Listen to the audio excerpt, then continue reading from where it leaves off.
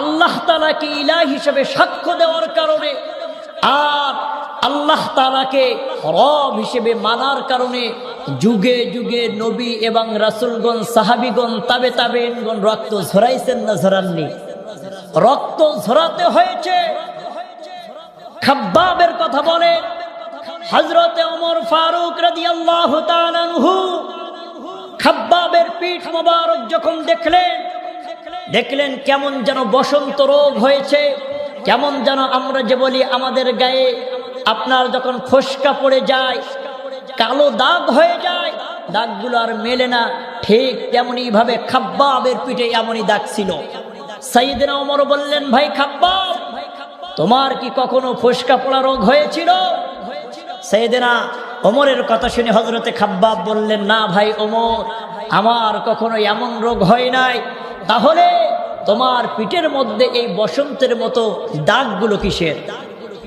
হযরতে খাব্বাব সেদিন বলেছিলাম, আমিরুল মুমিনিন খলিফাতুল মুসলিমিন সাইয়েদনা ওমর শুনে রেখে দিন, জেনে রেখে দিন, কালেমা পড়ার কারণে, আল্লাহকে এক ইলাহ হিসেবে মানার কারণে মক্কার মানুষেরা উত্তপ্ত বালির উপরে আমাকে শোয়াই দিয়েছিল।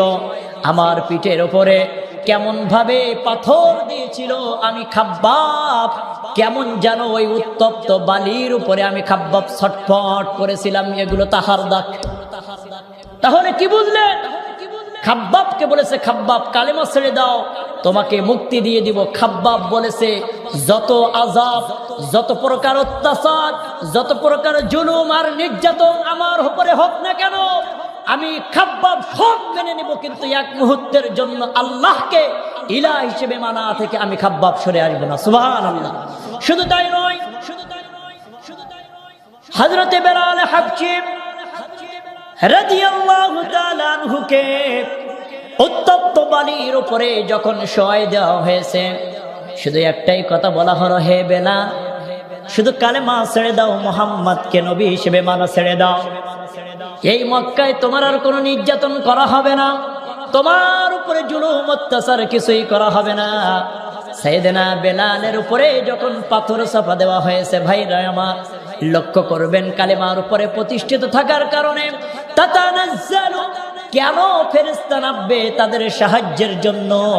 ইস্তেকামতকারে বলে বেলালের জীবনী থেকে পাওয়া যায়। সুম্মাস্তাকামু, কেমন ইস্তেকামত করেছিল সাইয়েদনা বেলাল। পেটের উপরে এমন ভাবে পাথর দিয়ে বেলালকে চাপা দেওয়া হয়েছে। হযরতে বেলালকে বলা হয়েছে, বেলাল